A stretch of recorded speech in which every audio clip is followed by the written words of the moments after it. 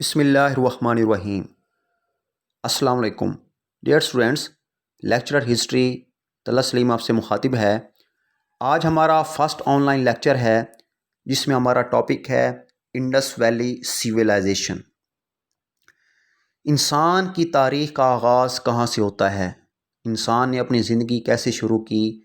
کیسے انسان غاروں جنگلوں سے نکل کر میدانوں میں آباد ہوا اور کیسے میدان شہر کا روپ دار گئے اور کیسے آج انسان ترقی کرتا ہوا ہواؤں میں اڑتا ہوا اور سمندروں میں تیرتا ہوا ہمارے سامنے موجود ہے۔ اس کے پیچھے پوری ایک کہانی ہے اور یہی کہانی انسان کی تاریخ ہے۔ تھامس کارلائل نے اپنی کتاب French revolution viewed world history میں لکھا کہ تاریخ کیا ہے؟ History is the biography of great men, کہ انسان کی جو آٹو بایوگرافی ہے وہ تاریخ ہے۔ پروفیسر رینیئر نے لکھا کہ the memories of the past, the memories of the society is called history. اسی طرح ایک تاریخ دان ول ڈیورانٹ ہیں، انہوں نے لکھا a narrative of what civilised man have thought اور done in past time is called history. تو انسان کی تاریخ کا آغاز قبل از مسیح سے ہوتا ہے کہ جو آج ہمارے پاس تحریریں موجود ہیں، کچھ رائٹنگز موجود ہیں، ہمارے پاس تصویریں موجود ہیں، کھدائی سے نکالی گئی مہریں، مجسمے یا پرانی عمارتیں، کھنڈرات وغیرہ موجود ہیں۔ ان سے ہمیں آگاہی ملتی ہے کہ انسان کی تاریخ کیا ہے، انسان کیسے زندگی گزارتا تھا، انسان کی معاشی، معاشرتی اور مذہبی نظریات کیا تھے۔ اس حوالے سے آج ہمارا ٹاپک ہے انڈس ویلی سویلائزیشن۔ تو کہا جاتا ہے کہ یہ تہذیب 5000 سال پرانی ہے، یعنی آج سے 5000 سال پرانی یہ تہذیب ہے Indus valley civilisation. 1922 the discovery of Indus civilization in 1922 was of great significance to the world in general and India in particular. To India, it added a new chapter of her history. As a result, she could rightly be proud of having produced a civilization which is as old as that of ancient Egypt or Mesopotamia. کہا جاتا ہے کہ آج سے 5000 سال پہلے 3 تہذیبیں ایک ہی وقت میں موجود تھیں، کچھ سال کم یا کچھ زیادہ، جیسے کہ سویلائزیشن آف میسوپوٹیمیا، یہ عراق کی تہذیب تھی۔ Mesopotamia is the old name of عراق۔ اس کے ساتھ اس کی کنٹمپریری ہم عصر تہذیب تھی دی ویلی آف نائل، وادی نیل، مصر کی تہذیب the great ancient Egyptian civilisation, وہ دریائے نیل کے کنارے موجود تھی۔ اور تیسری تہذیب تھی انڈس ویلی، دریائے سندھ کی تہذیب، دریائے سندھ کی وادی۔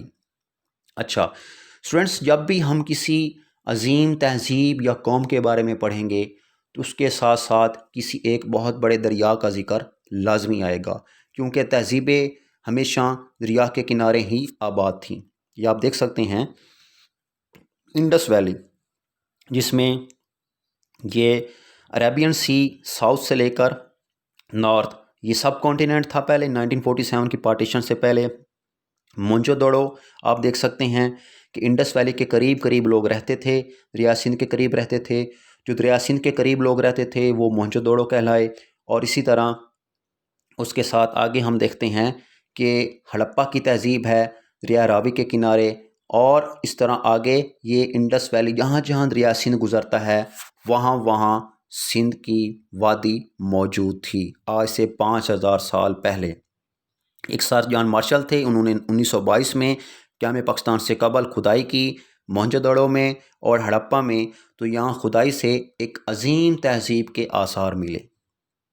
کہا جاتا ہے excavation work mostly carried in the Punjab, Sindh and Balochistan. He revealed that the Indus culture, always known as Harappan culture, has spread over an area of 1200 multiplied by 700 miles of more than 140 sites discovered so far, 3 of great importance. They are Mohenjo-daro on the banks of Indus, Harappa on the banks of river, and Lothal on the Kathiawar coast. The discovery in these 3 important sites reveal the extent of urbanity achieved by its ancient sites.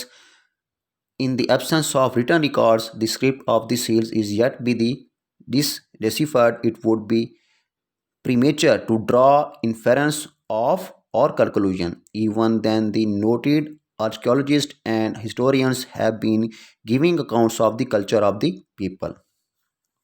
کہا جاتا ہے کہ وادی سندھ کے قریب یعنی سندھ جہاں سے گزرتا تھا وہاں دو تہذیبوں کے آثار ملے ہیں. 1922 میں سر جان مارشل نے کھدائی کے دوران کہا ان دونوں کے درمیان جو فاصلہ تھا وہ تقریباً 650 کلومیٹر ہے، کیونکہ ہڑپا ضلع ساہیوال میں موجود ہے. ہڑپا جو ہے وہ موجودہ پاکستان ضلع ساہیوال کے قریب موجود ہے، تقریباً 27 کلومیٹر دور ہے. اور اسی طرح مونجو ڈڑو صوبہ سندھ میں دی پروونس آف سندھ ایک ضلع ہے لاڑکانہ سے تقریباً 22 کلومیٹر کے فاصلے پر ہے مونجو ڈورو. تو اس کو مونجو ڈورو پہلے ان لوگوں نے نہیں کہا جو یہاں آباد تھے، وہ تاریخ دانوں کے مطابق وہ لوگ تھے دراوڑ، وہاں دراوڑ لوگ رہتے تھے، یا اس سے پہلے بہت سے لوگ وہ رہتے ہوں جو دریا سندھ کے قریب دریا کے کنارے کے قریب رہتے تھے. تو انہوں نے ان کو مونچو دوڑو نہیں کہا، بلکہ جب کھدائی کی گئی تو کھدائی کے دوران بت برآمد ہوئے، کیونکہ یہ اپنے مردوں کو جلاتے نہیں تھے بلکہ دفن کرتے تھے. تو ہر جگہ لاشوں کی انبار تھے، تو مقامی لوگ جو کھدائی کر رہے تھے انہوں نے اپنی مقامی زبان میں اس کو مونجو دوڑو کا نام دیا. مونجو دوڑو کا مطلب ہے the city of deads, the city of mounts, مردوں کا شہر. یہاں سے اس کا نام جو ہے وہ مشہور ہوا موہنجو ڈرو. یہ آپ دیکھ سکتے ہیں آپ کے سامنے ہے، جہاں دریا سندھ گزر رہا ہے وہاں ایک پوری تہذیب آباد تھی جس کو انڈس ویلی سویلائزیشن کہا جاتا ہے. تو یہ ایک لانگ کوسچن بنے گا، آپ اس کی اسائنمنٹ بنائیں گے. اس کے دو حصے ہیں، ایک حصہ ہم آج ڈسکس کر رہے ہیں، ایک ہم کل کریں گے. پہلا حصہ کیا ہے؟ Write a complete note on the characteristics of the Indus civilisation valley. یہ بھی سوال بنے گا. اس کے علاوہ کیا سوال بن سکتا ہے؟ Write a complete note on the civilisation and culture of Harappan and Indus valley. اس طرح بن سکتا ہے discuss the principal features of the Indus valley civilisation. تو یہ 2-3 سوالات بن سکتے ہیں. ایک ہم آج ڈسکس کر رہے ہیں اور دوسرا حصہ ہم کل ڈسکس کریں گے.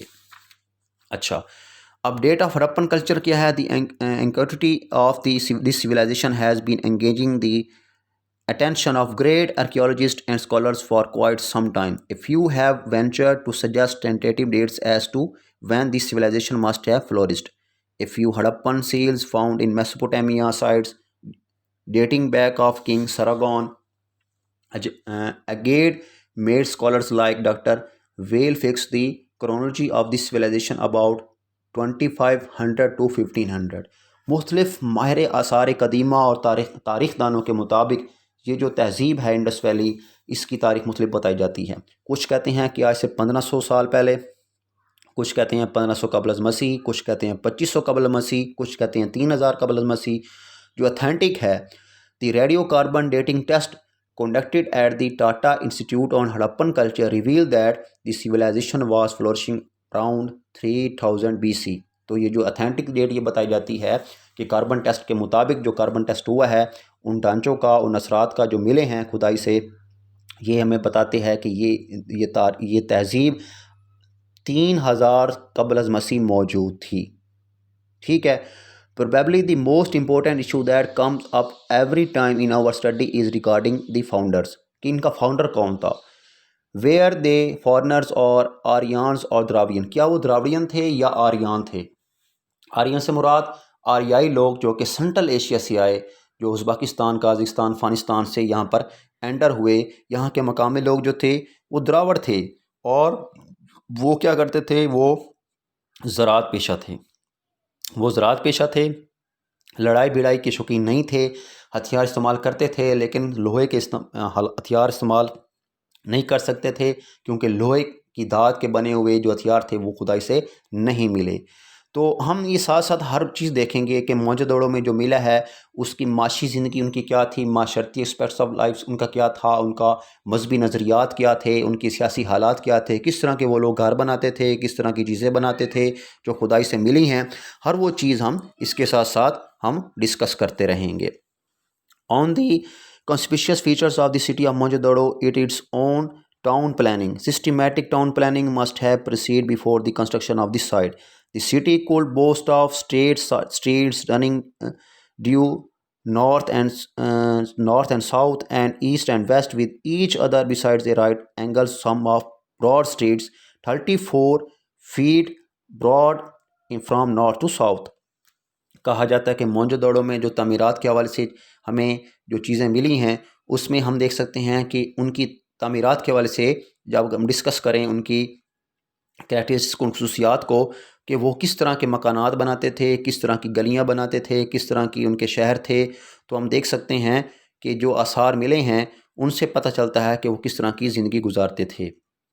ان کی گلیاں، ان کے بازار، کہا جاتا ہے کہ 34 فٹ ان کی چوڑائی تھی اور لمبائی سے زیادہ تھی.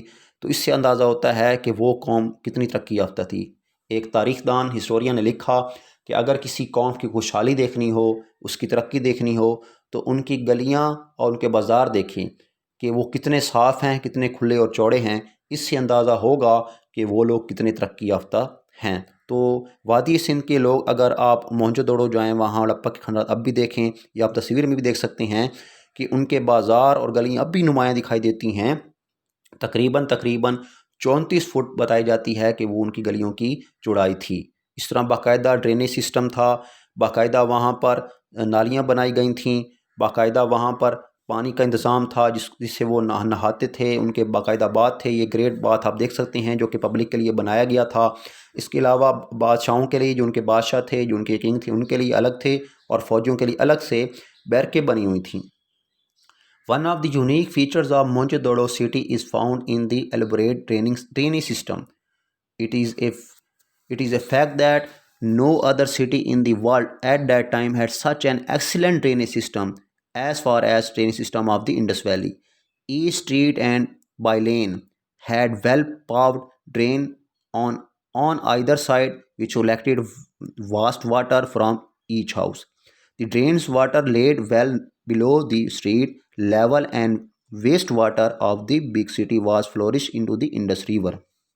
کہا جاتا ہے کہ ہر گار میں گندے پانی کی نکاسی کا انتظام موجود تھا، اور جو نالیاں تھیں وہ کور تھیں، وہ ڈکی ہوئی تھیں. یہ ان کا سیوری سسٹم تھا.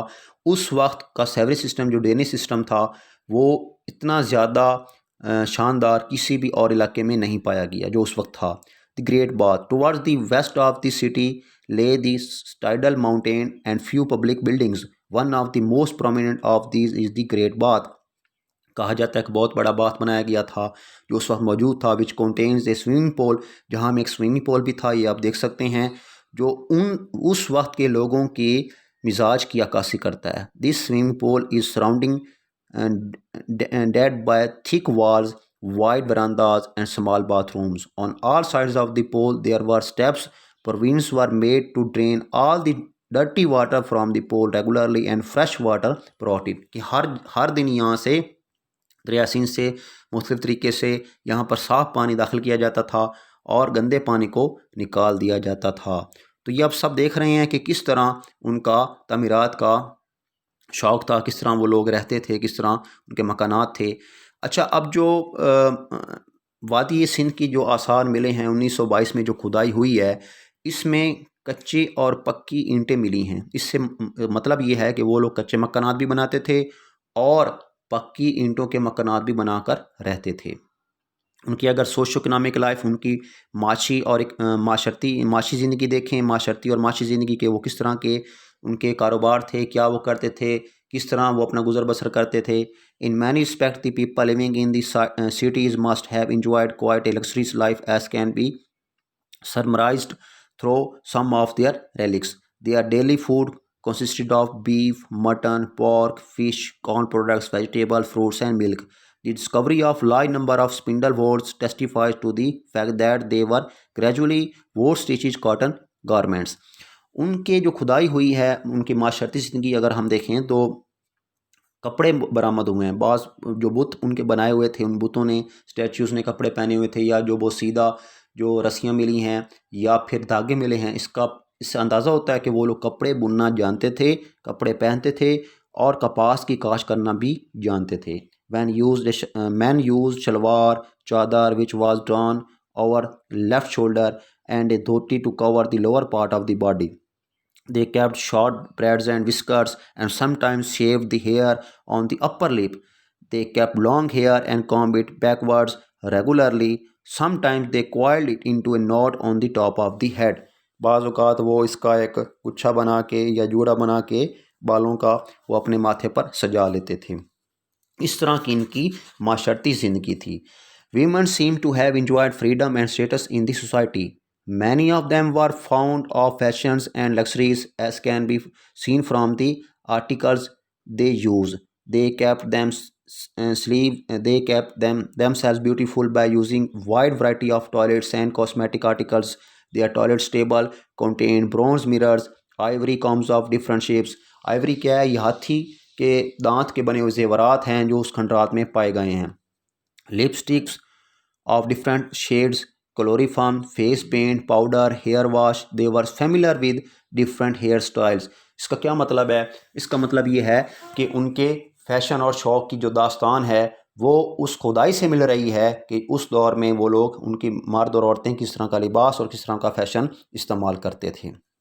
اچھا، عجیب بات یہ ہے کہ جو چیزیں ہڑپا سے کھدائی کے دوران ملی ہیں وہی چیزیں موہنجو دڑو سے کھدائی کے دوران ملی ہیں. اس کا مطلب یہ ہے کہ وہ تہذیبیں، ان کے درمیان ایک رابطہ تھا، ایک تعلق تھا، ہم آہنگی تھی. دونوں ایک دوسرے سے 650 کلومیٹر کے فاصلے پر موجود تھے.